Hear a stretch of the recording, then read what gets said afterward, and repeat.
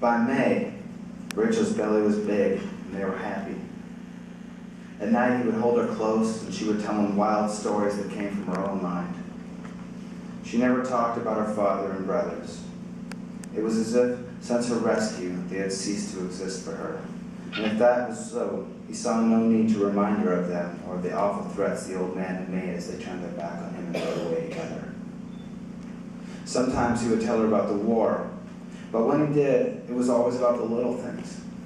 The finding once of a lemon, or the unlikely discovery of a bottle of clear liquor standing untouched in an exploded bar.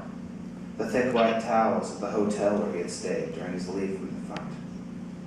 He never told her about the church or the angel, and if he ever got too close to those things, he would stop mid-sentence, and she, sensing something in him, would help him to steer his stories until the tension in his voice was gone and the pounding in his chest had slowed.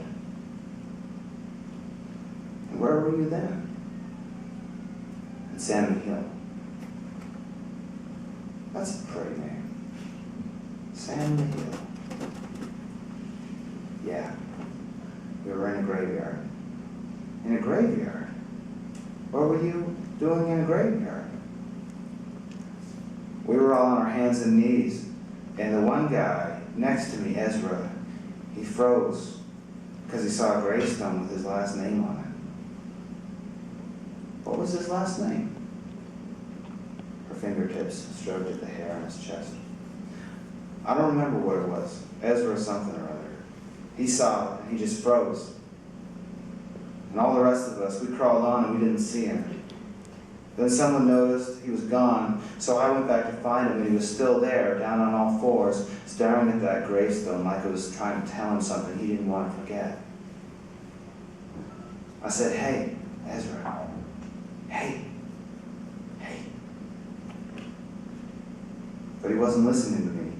He was listening to the stone. So I reached over, and I grabbed him, and I hauled him around in front of me so that I could get him going. And after a bit, I got him moving again. He was really young. He was younger than me. So we were crawling around the stones to join the others, and a shell landed right next to me. It shattered another gravestone, and there was rock everywhere. And I got some in my eyes, and I was coughing on dust, and for a second there I thought I was dead, but the shell didn't explode. Why? I don't know. I guess it was... He broke off, and she waited for him to continue. When he didn't, she helped him finish the story. It was because God saw that.